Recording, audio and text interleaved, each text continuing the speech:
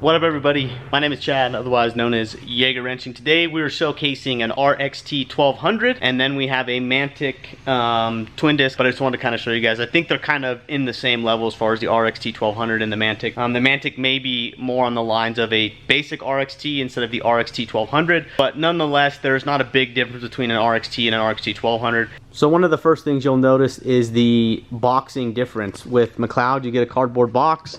There's some paper that goes around this guy to kind of tuck it in nicely. I've never had one of these show up bad or broken or anything like that. This is, I think, the first Mantic that I've actually truly dealt with, so we'll see how this goes. But obviously the packaging is very nice.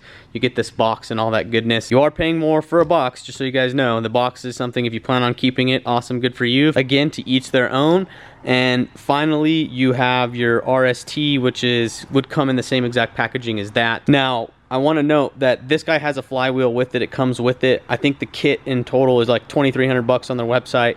I believe the kit in total for this guy is, and then the price of that we'll put up, you know, as well. But long story short, you're getting very similar clutches amongst these two. This guy is different over here, the RST, because that is a organic cerametallic. Now we're going to kind of show you what the cerametallic looks like. I will do the Mantic first. We'll take the top off and we'll show you the disc because it's the easiest. Then I got to take all the nuts off of this guy.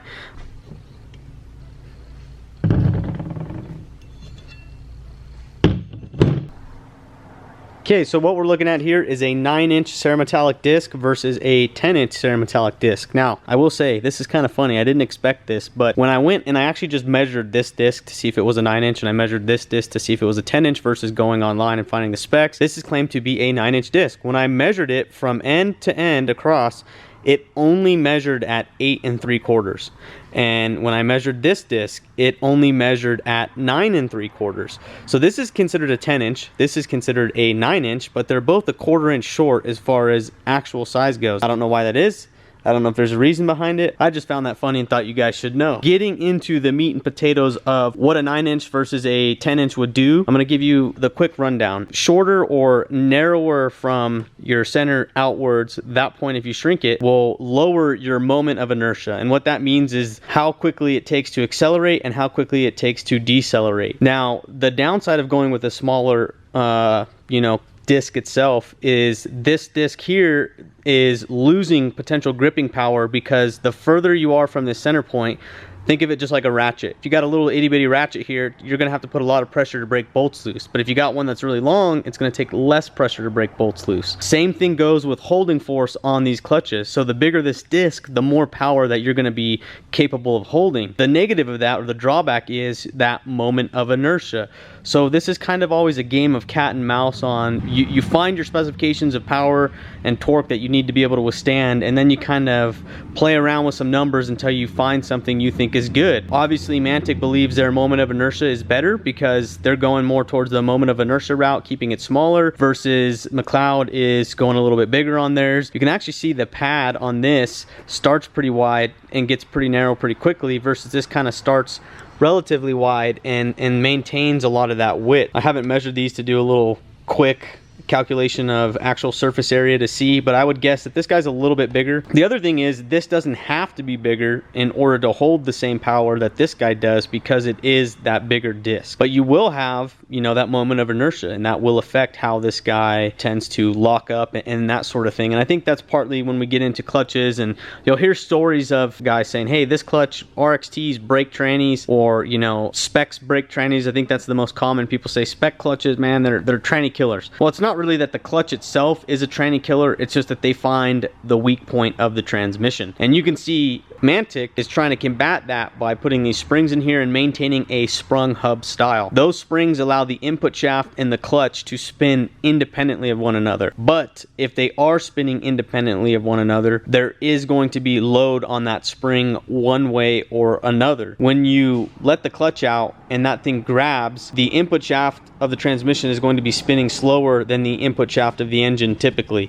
And so because of that, you're going to have the clutch outside spin a little bit while the inside or your input shaft stays stationary and plays a little bit of catch up. Those springs are going to load up and then help it kind of shoot forward. I don't know, this definitely helps with breaking parts because it's not that instant sharp nasty lockup. It's the same reason we put a bias ply on a car versus a radial. The bias plies allow that tweak or that turn to occur, versus a radial is very sharp and doesn't let any shock kind of happen. It just sends all that straight through. And so let's kind of look at these two in that same manner. This is very hard lockup. This is very soft lockup. Now at the end of the day, I think I prefer this style because it gives me better feel. It is harder on a transmission, harder on parts, but like I say to people, a good clutch will find the next weak link. If your clutch is locking up hard enough that it's breaking your transmission, well, obviously your transmission is on the weak side. You can say, hey, well, why did I do this? And then I never break my transmission. And there is truth to that, absolutely. It's the same reason why we use torque converters in, you know, all kinds of vehicles, and we actually unlock a lot of them on the shift and then let them lock back up after the shift to kind of smooth the shift out, number one, but number two, it takes a lot of load off of that transition between clutch packs. So this one is rated at like 1,012 foot-pounds of torque at the crank, or like 800 and something wheel. This guy is rated at 1,200 foot-pounds of torque at the crank, probably about 1,000 at the wheels. And the reason strictly looking at these two is just going to be because of diameter of this clutch disc versus this. Now these are both twin discs, if anybody's wondering. A twin disc just means all we're doing is adding two of these on the same input shaft. You have a single disc, you only have the surface area of both sides of these clutches to slow or hold the transmission to the engine. When you go to a twin disc and you slide another one, basically boom, on the input shaft, you just doubled the surface area that you have to hold power, which is why we do twin discs instead of doing some ginormously round part and having a lot of moment of inertia. We just keep stacking them outwards, and that is something you'll tend to see on race cars. As you get into like some crazy race cars, they actually will have like 7-inch discs, and they'll just stack them really far out, and they'll have, you know, 4, 5, 6 of those things be this huge freaking thick stack. But because they're not super far from the center of your input shaft, they don't have a lot of moment of inertia, which means they rev up and down relatively quickly. But then they have so many of them stacked that they're increasing or multiplying their surface area, kind of overcoming that power or drag loss that they're going to have to overcome. The other thing you can do is increase your spring rate, or what your diaphragm spring applies onto these clutch discs. Altering that spring rate will ultimately give you more biting force as well. Mantic says this is a 12 to 15% increase over your stock pedal. I don't know the exact spec on this. I don't know if they give that with this guy. I honestly feel like these guys are very comparable. I would say in the same 15 to 20% range, potentially more. I don't know what the main difference between an RXT and an RXT 1200 is. I almost want to say it's clutch diameter, but I could be lying, so I don't want to tell you guys for sure. Also could be same clutch diameter, just different spring rate on the pressure plate. So either one of those two will do exactly what we said, achieve the same higher torque holding capacity. So, but I just wanted to show you guys these clutches, kind of do a little quick video of it. And you know, I get questions on clutches all the time, and we have one more thing we're going to answer in this video as well, and that is, what does it take to break in a clutch, and how do I break in a clutch? Well, I will say this: I like what Mantic did. I like the piece of paper they supplied with it. I think it's great to supply data like this with your clutches. If you understand it, it makes sense. But let's go ahead, I'm going to grab it and we'll break it down so you guys can understand it. Here it is, guys. This simple, this piece of paper right here. Check it out.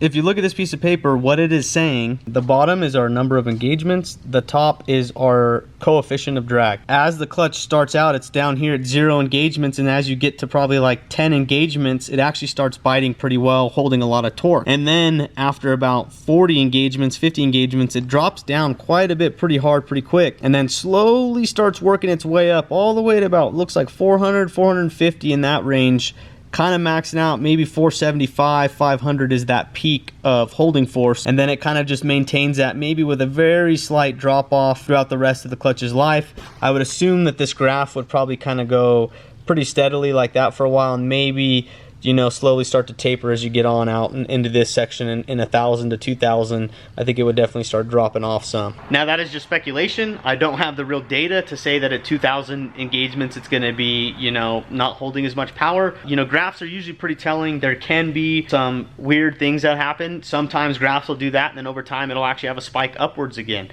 So it's really hard to say. It depends on a lot of factors. There's a lot that goes into this, but what I love is they don't give you a drive this many miles. I mean, they do put on their piece of paper here, if you read it, it says city driving 500 kilometers.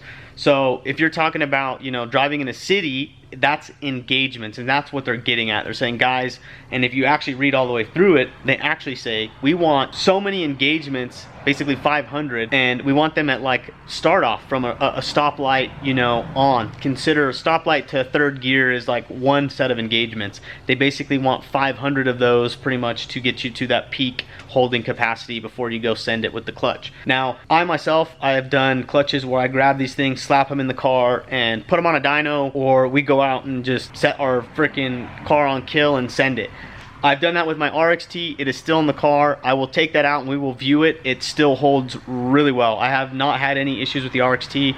It is a very good holding clutch for me so far. Shifts extremely nice. It seems to like, you know, on that car I can shift it pretty easily up to about 65, 66 maybe. I've shifted it like 68, 67, 100 RPM. But not much above that. And so there is a difference with Coyote cars. These guys will rev to 8200 with good intakes on them, and you know, guys sending them out there. You know, at that RPM, a clutch with a low moment of inertia is really nice because you have a lot of RPM up there. That thing's got a lot of inertia with it, spinning that much speed. It's nicer to have a clutch that can accelerate and decelerate quicker in those shift times. So from a purely wide open throttle, high RPM shifting aspect, I think that this clutch, the Mantic, may be a little bit better for that. If it came down to power though, on a car that makes 1,000 foot-pounds of torque to the wheels, you're going to need a upgraded clutch from this. I don't know if Mantic makes one, they may, or you'll have to go to like the McLeod RXT 1200 to be able to hold that capacity and you know, keep your tranny from, or your clutch from slipping, and keep that power going through the tranny and put to the ground. So all right guys, I almost forgot, I wanted to put this in there too real quick. This is the organic clutch disc in a RST or any organic style clutch. Just so you guys know, they're usually like this composition. Got this black material. Usually it's, you know, black like this. You can see there's kind of like a weave inside of it there. Almost looks like a carbon fiber or fiberglass type weave. And yeah, that's what these clutch discs do, is, you know, they have more surface area, but it's a weaker material, and this material most definitely does not like getting hot. Your factory clutch is very similar to this. If anything, the factory is this disc just a little bit bigger and a single instead of a twin, so you get, you know, more of that leverage because it is a bigger, from probably an 11-inch from the center outwards. I don't happen to have one with me, but I believe they are an 11-inch. And then when you go to these McLeod twin disc RSTs, they shrink them to a 10, but you're getting 2 discs instead of 1, so they definitely hold more power. I almost think these clutch discs themselves have a underrated pressure plate spring on them. I think these clutches would benefit heavily from having a little bit stiffer one, but I wanted to throw this in here just because I forgot to talk about it. If you're 500 horsepower and below, this may be okay. Anything above that, I'm not a big fan of those. I burned mine up quick. He burned his up quick. We're both right around that 500 horsepower mark. Even broken and properly, mine was, his was. We both spent the time. They still just went kaputs after, you know, a couple passes. So they just don't hold the power. Whereas these Cerametallic, can't go wrong with those two, baby. So I appreciate you guys for watching Jaeger Wrenching, watching my channel. If you guys have any questions about clutches, you want to know some more, anything about these things, I'll be you know, commenting down below in the comment section, trying to help you guys out. We're gonna have to see which clutch is better. This car is getting the Mantic. This is a NA 5.2 big cams, locked out, no phasers, 500 horsepower, 505 I think is what it made. It's getting the Mantic put in it. And then this car over here is getting the RXT 1200. It is a stock motor, oil pump gear, Armageddon twin turbo, 2015 Mustang. So I'll let you guys know what happens, and we'll get them you know, installed, and maybe I'll put a video out there showing you guys what they look like and all that. I gotta get on getting these things in. And I also want to let you guys know I'm probably gonna start a Patreon page if you guys want to support me and support, you know, the ability for me to shoot these videos so I can spend more time doing this instead of, you know, working on cars to make money. There's a trade-off with all this. I run my own business. It takes a lot of time to make money and keep that stuff going. So YouTube is definitely not any really sort of income for me. So if you guys want me to continue doing videos showing you guys stuff, especially on Mustang stuff or even diesel stuff, comment down below and we'll make that happen, and support the channel because that will make it happen the most by hitting that Patreon link. So I appreciate you guys for watching. We'll catch you in the next video. Keep wrenching on your own cars, keep kicking butt. It's time for you to get the heck out of here. Peace.